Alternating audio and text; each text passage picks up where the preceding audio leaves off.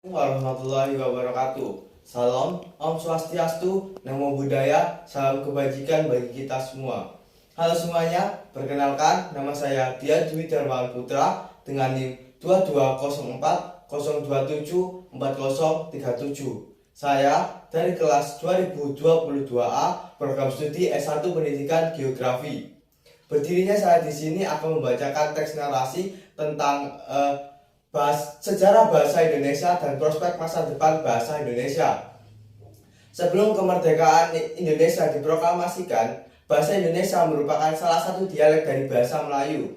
Telah berabad-abad bahasa Melayu digunakan sebagai bahasa perhubungan antara masyarakat Indonesia yang pada dasarnya terdiri dari berbagai macam ras, suku, agama, dan bahasa dengan bangsa Belanda.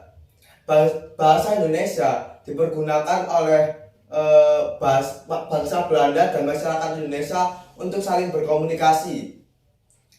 Pada tahun 1928, tepatnya pada tanggal 28 Oktober, dilaksanakanlah Kongres Pemuda Indonesia.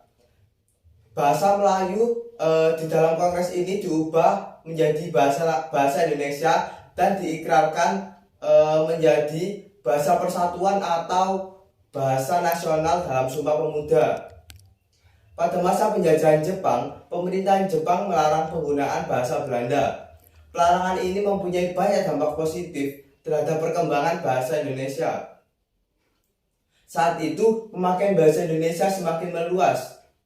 Bahasa Indonesia dipakai dalam berbagai aspek kehidupan, termasuk kehidupan berpolitik dan pemerintahan. Yang sebelumnya, di Indonesia lebih banyak menggunakan bahasa Belanda.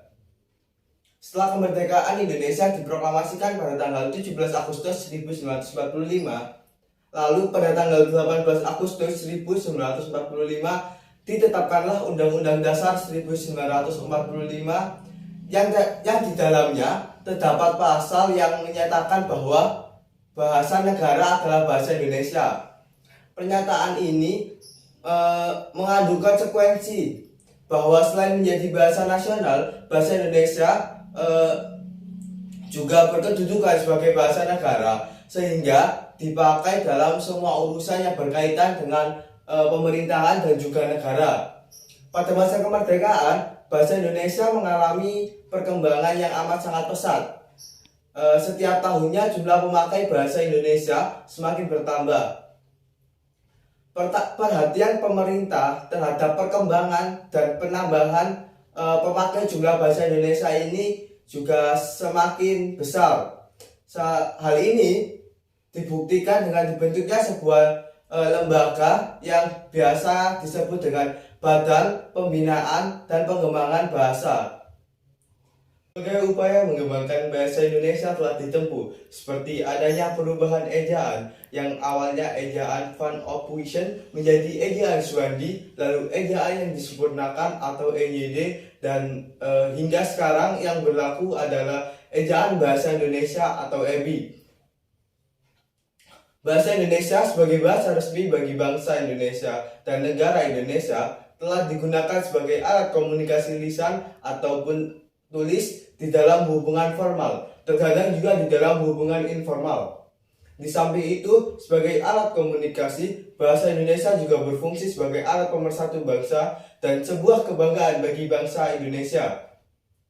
Di dalam memapak masa depan yang sejalan dengan era globalisasi, era reformasi, dan juga era informasi dewasa, bahasa Indonesia dihadapkan dengan perkembangan dunia yang amat sangat pesat, termasuk perkembangan teknologi informasi yang sangat pesat.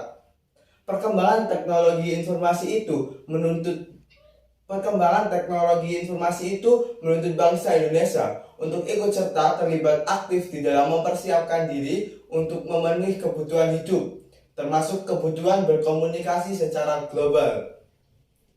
Untuk itu, seluruh komponen bangsa, mulai dari anak-anak hingga orang dewasa, mulai dari siswa, mahasiswa, guru, dosen, pejabat, hingga pegawai pemerintahan dan seluruh masyarakat Indonesia diharapkan dapat memikirkan dan mempertahankan agar bahasa Indonesia ini dapat tetap eksis di dalam menghadapi era globalisasi, era reformasi, dan era informasi dewasa. Dan diharapkan bahasa Indonesia ini akan memiliki prospek yang tinggi di masa depan kelak.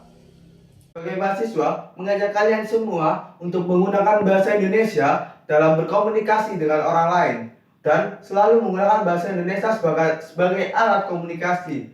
Agar apa? Agar bahasa Indonesia tetap lestari dan bahasa Indonesia tidak cepat punah. Mungkin itu saja narasi yang dapat saya sampaikan pada kali ini. Sebelum mengakhiri narasi saya, izinkan saya membacakan pantun. Hidup kesepian tanpa kekasih. Cukup sekian dan terima kasih. Apabila saya ada salah-salah kata, saya mohon maaf yang sebesar-besarnya. Wassalamualaikum warahmatullahi wabarakatuh.